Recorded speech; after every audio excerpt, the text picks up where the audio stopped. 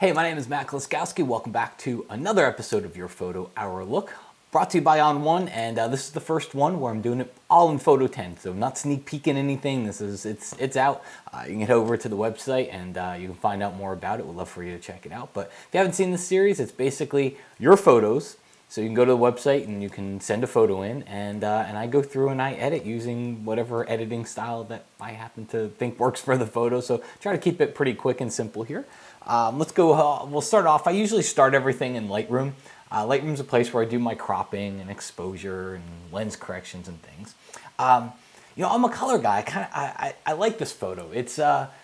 I do everything in color. This hasn't been converted to black and white yet, but I like the simplicity in it. And if I did things more in black and white, this is the kind of scenes that I think I would look for. But I think the first thing we need to do is if you look at the horizon and just look at everything in here, it needs some straightening.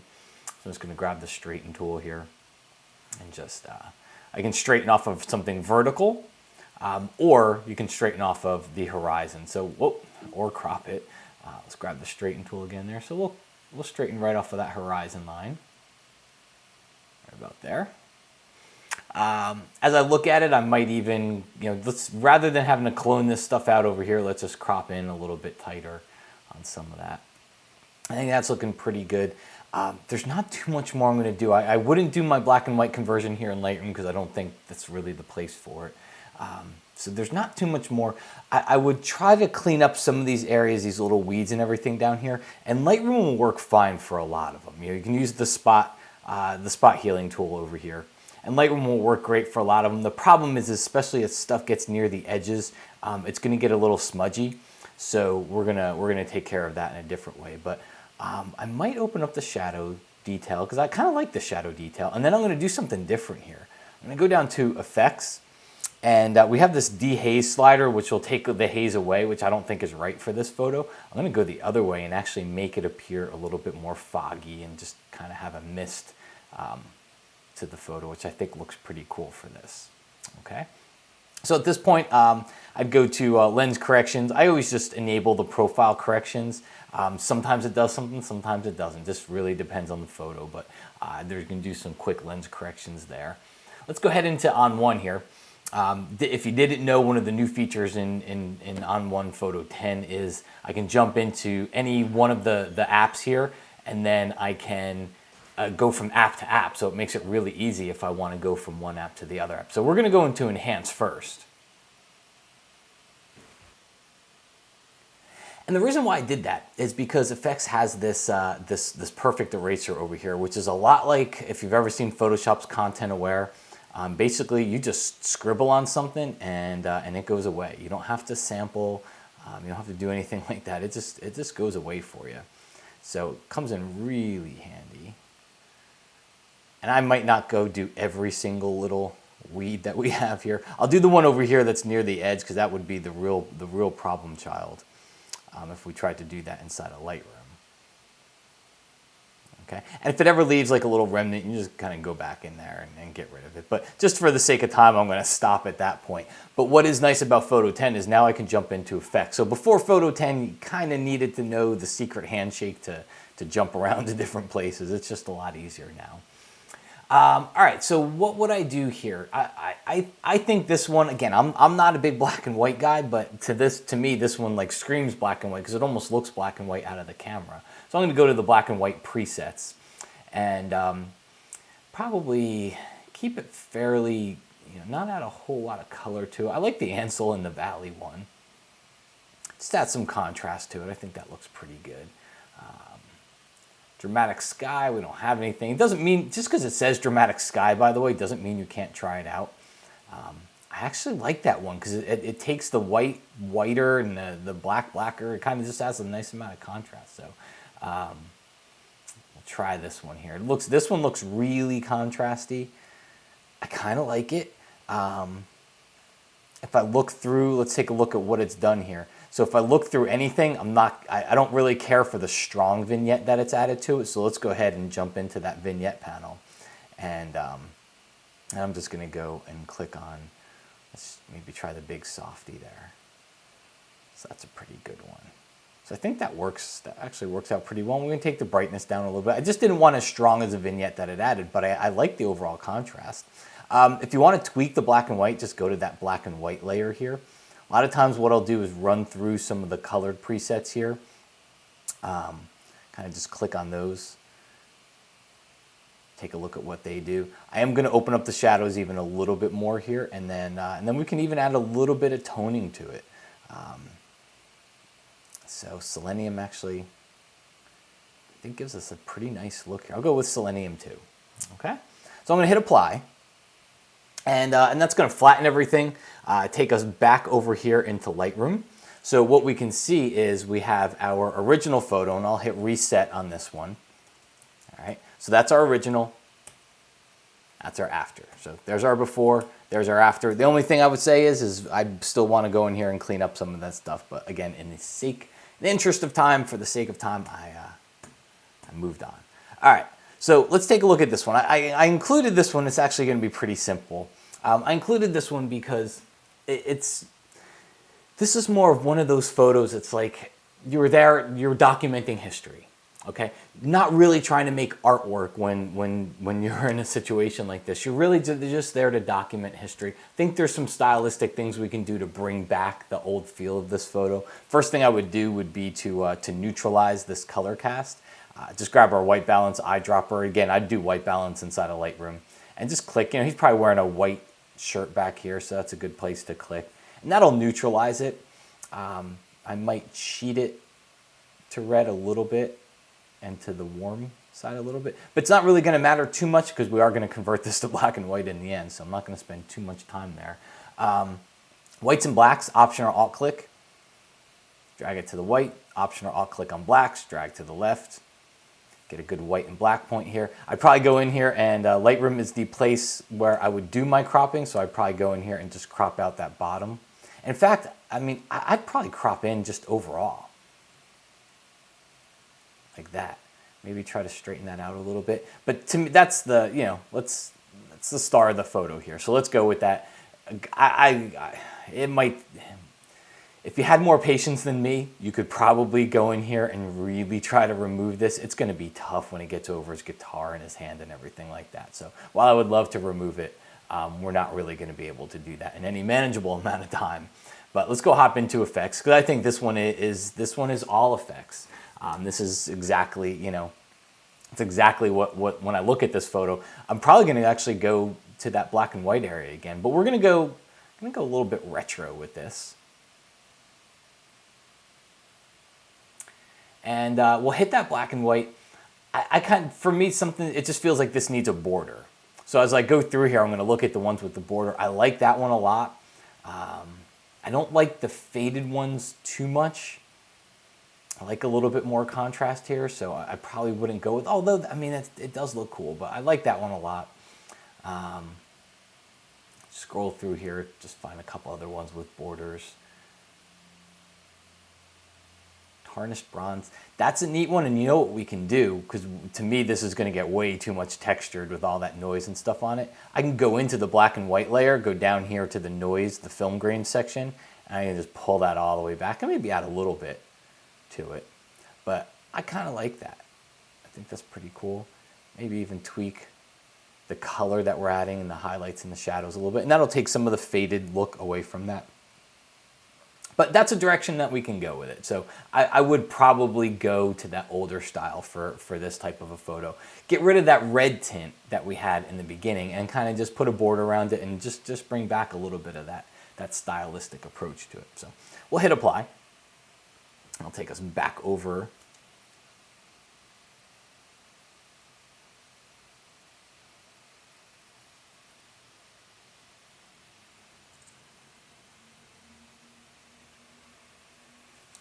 All right, and then let's go take a look here. So here's our before photo. I'll hit reset. That's our before photo, and that is our after photo. So before, after. Cool. All right, let's take a look at what we got here. So now we got a little bit of a landscape going here. And this one, so we're going to do a couple things to this one. First off, I think, overall nice shot. It's you know, big, tall, you're up high in the canyon. I guess it's Grand Canyon or around Grand Canyon. Nice shots, it's hard, especially with no foreground to really bring somebody in. It's just, you stand there and hold your camera, click. It's great. I always love a little bit of foreground. I don't know what was here. I don't know if you could or you would have fallen off the cliff, but I always love something to bring me into the photo a little bit. But overall, nice, good light, decent time of day. Let's go ahead and crop it. Oh, I already did crop it. So, oh, you did have a little bit of foreground. Never mind. See, instant foreground, just like that. And I'd still like, there's a little bit of a tree. I'd maybe even look at pulling back a little bit or even simplify this area. Let's see what we got here. So here's what we're going to do. I'm going to go to my whites and blacks, Option or Alt click, because I always do that, get a good white and black point. Okay. And then we're going to go down here to, let's go to lens corrections, enable that, gets rid of a little vignetting, a little distortion. And we're going to go to effects. So dehaze works great on photos like this. We can't crank it up too much because dehaze does start to mess with the color. It isn't a brush, so you could brush it into places that you want. But I think overall we can push some dehazingness into this photo. So I would do that. And I think it does help. It definitely helps with the haziness. It helps bring back a couple of those layers as we recede into the background here. And we just don't want to push it to the point where we get artificial color. Even on the rocks, we have to be careful on the canyon there. So I think that looks good. We can even do some sharpening while we're here inside of Lightroom. We'll just zoom in and increase that sharpen amount. How much? That's too much. If it looks like it was sharpened and it starts to get textured, you pull it back. So we're going to use somewhere in the 70, 80, 90 range there. Okay. So from here, let's also take a graduated filter, because again, I'm going to do my exposure and my shadows and highlights inside of Lightroom. Take a graduated filter and just kind of pull down on the sky a little bit. And believe it or not, I'm actually going to pull saturation away, because that sky from the dehaze, it started to get a little bit too saturated. So we're just going to pull a tiny bit of saturation away. And all that's going to do is just give me a little bit of, almost like we used a neutral density grad filter on it, but we're just doing it after the fact. Okay. There are some spots in the sky. Let's go to the spot removal tool. There's a little checkbox down here if you did not know, visualize spots, and it really helps you see them, so you can get a good feel for the spots that we have. All right. And just like the other one, there's quite a few up here. I'm not going to go through every single one because you'll want to shoot me by the end of it, but you get the idea. Just click that little checkbox and it'll really help you see those spots, and I'll take care of it. From there, let's go jump into effects. So we'll go down here, edit a copy.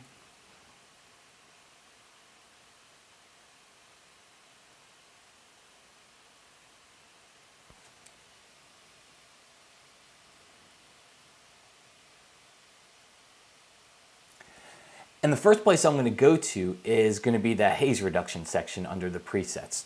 So I know we removed a lot of haze. And what it does, what the haze removal does in Lightroom, I mean, it's doing some pretty cool stuff. It is a lot of contrast, which is why your colors will start to get a lot brighter. So it is a lot of contrast that is pumping into there, and I want a little bit more detail out of that haziness. So we're going to use these haze reducing presets because they will help you do that. So I'm just going to use the light version. Okay, and if I just hit the backslash key, you can see that's before, that's after. And then what I'm going to do is I'm going to find the layer over here. See, it's dynamic contrast. I'm going to grab my, my masking brush, and I don't like what it's doing to the sky. So I'm going to paint it out of the sky. Okay, I don't need to remove any haze in the sky. I just need to remove it from some of that foreground area. So this will just let me paint it out of the sky. Again, we're just going stylistic here. We're going to go back. For this type of a feeling, this canyon, it's warm, it's sunrise or sunset, the light's lower. I like this Urban Sun preset. I've used it on a lot of photos before. There's a trick though, because we have dynamic contrast. This is a preset. So just like in Lightroom, if I click on one preset and then I click on another, it's going to override the previous preset. So what I can do here in effects is if I right click on it, I can choose insert preset. And what that does is that kind of layers the preset on top. And let's hide the left-hand side here. that kind of layers the preset on top of it. So I still have my dynamic contrast from before. It's actually added another part of this preset is dynamic contrast. So we can go to that layer, check out what it does. Probably does a little bit too much, so we could either trash it all together or just reduce the opacity. I'll just go ahead and get rid of it. And let's turn the lens flare back on because that's what's giving it that color. And then I'd probably reduce the overall effect. And because I don't care for the greenness that we're starting to get in that sky, I would take the masking brush, just reduce the opacity of that brush. I don't want to totally get rid of it because I like the overall color toning that we're getting this, and that's why we're using effects. Effects is your stylizing place. You know, exposure, shadows, highlights inside of Lightroom, lens corrections, but in effects I'm going to do my styling. And so I like some of that color toning. I just don't want it to be as green as it got. Okay, so that's before. That's after. Definitely, if you look, we're starting to get a little bit more snap out here in the canyon back there. So let's hit apply. Back over to Lightroom. And if I were to do anything here, I might just add a little bit more of a vignette here. Just nothing too crazy, just to maybe darken those edges. But overall, stylistically, I like the overall style of it. I think it just gives it a kind of a neat type of a color to a nice canyon shot here. So let's take a look here. We'll go over to the before photo, and you can get a good idea of the before and after. So that's your before photo, and that is your after. So there we go. Thank you for joining me here. Make sure you check out on1.com because I told you I used Photo 10 for this whole episode here. So it is available. You can buy it now, and we would love if you would. So take care, everybody. Talk to you soon.